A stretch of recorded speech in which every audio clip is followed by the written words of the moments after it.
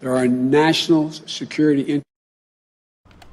Good morning, everybody. Welcome to News Now from Fox. Pilar Arias here with you. It's exciting times here, and that's because we have another live shot here. We've actually got Natalie in Atlanta, Georgia. Natalie, good morning. Thank you so much for tuning in. How are you doing? Hey, good morning to you. Happy Christmas Eve, or wherever we're at now. I call it the same thing. So unfortunately, we have some bad news out there in Georgia, some non-election related news. We're hearing that Governor Kemp is planning to open the World Congress Center as a makeshift hospital for COVID-19.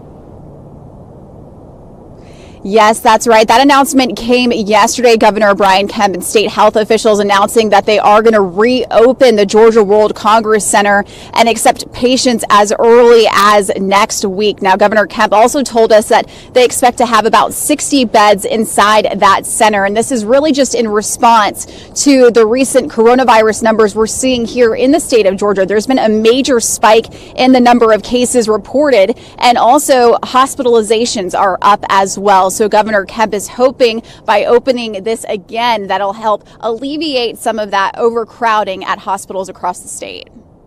Natalie, when are we expecting that makeshift hospital there at the Georgia World Congress Center to open?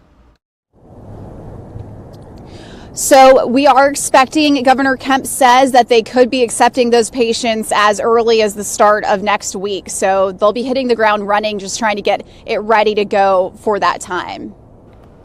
As a Georgian yourself, what have you noticed out there? Are people gathering? Does the election have anything to do with the surge? What do you think?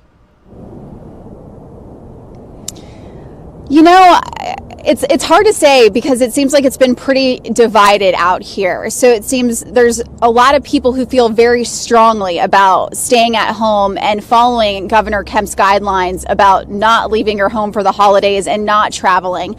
But then there's also the other side where it feels like there's a lot of people who still do that. And so now Governor Kemp basically said for Thanksgiving, don't do anything, stay with your people in your house. And we saw a lot of Georgians not do that. So now we're seeing those numbers up again. So, you know, it just seems like people are really divided on it here in Georgia still. Here in Florida, a ton of people are traveling, and we're also hearing the TSA, their spokeswoman on Twitter is saying that, you know, no numbers compared to last year, but the highest numbers for this year of people traveling.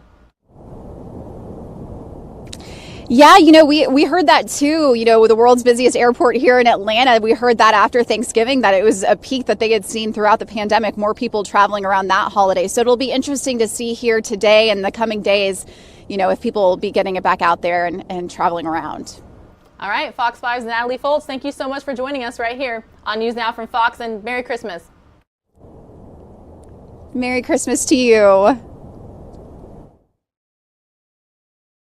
Speaking of Christmas, everyone, we're taking a live look just outside of the Fox News headquarters in New York City. Absolutely beautiful. I could just sit and look at this live picture all day. It gets me in the spirit.